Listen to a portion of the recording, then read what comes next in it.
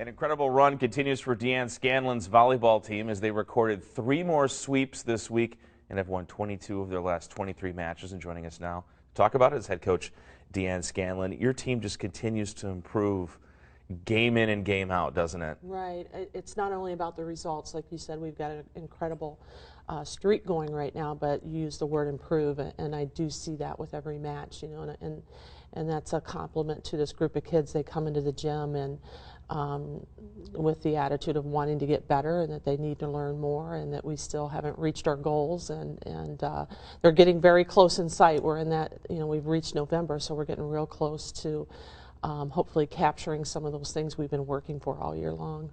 Now, your first match of the week was against Ferris State at home, and it started out, I mean, overall, you swept it 3-0, right. But honestly, it just probably didn't feel like you did. No, right? It did not. I thought we came out playing pretty well. You know, with Ferris, the emotions are always high on both ends of the court, and a lot of times it's about winning ugly when you play Ferris. And you know, in set 3, we definitely won ugly. If you go back and look at the stats, you know, I told our kids I don't know how we won that, but the fact that we did win it, you know, it's a good sign. It's a sign of our kids not panicking, of us being able to find different ways to win when we're not on the top of our game. First set, you had the 13-6 lead. They fought back to get within 2, 22-20, but then you ended up winning 25-20. Yeah, like you said, we got off to a couple good leads in both sets 1 and 2, and even in set 3. But you know, Ferris is a good team. They had a couple rotations that we had problems with, and we shut them down on running their middle attack early on, and that's why they struggled, because that's what they like to do. But then they changed their game plan a little bit, and that's what got them back into set 3.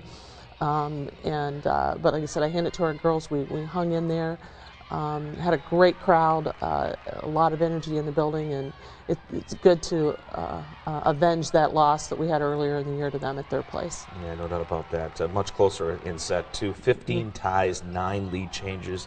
You end up winning 25-22. Yeah, and you go up 2-0 is huge. You know, they went up 2-0 on us at their place, and we fought back to go to 5. So that was in our mind as well.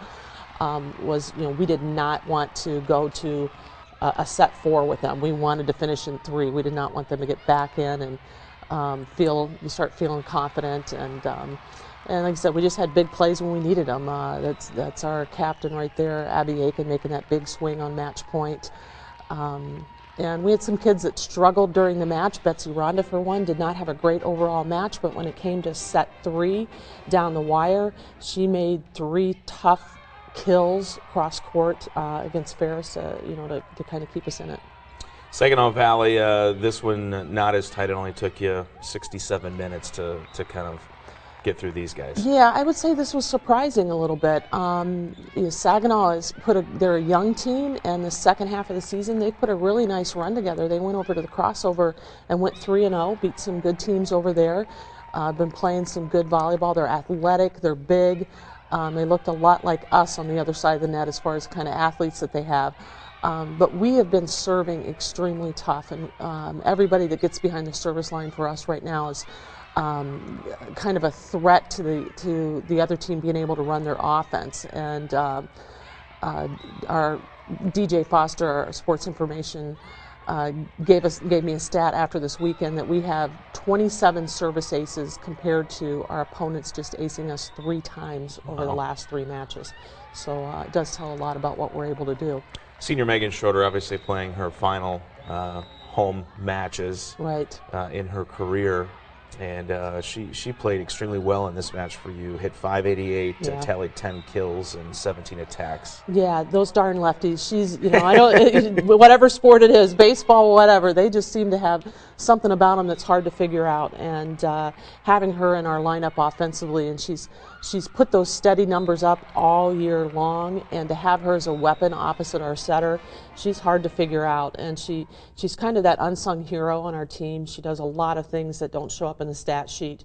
and has really just solidified our lineup. She started off a little rough earlier in the in September, but has really come on through late October and November. You know, it's worth noting Christina Canepa had a match-high 16 digs. She's now 10th all-time in Grand Valley's list. Yeah, Talk about that. just as a junior. So she anchors our defense, and right now we lead the conference defensively in digs per set. And she's the one back there who's just kind of steadying everything. She handles our ball control, making sure we get a good first pass off serve receive. So good things are going to happen to her. Glad we have her another year. Northwood and Hillsdale later this week to wrap it up. So good luck on those matches, okay? Thank you very much. You bet.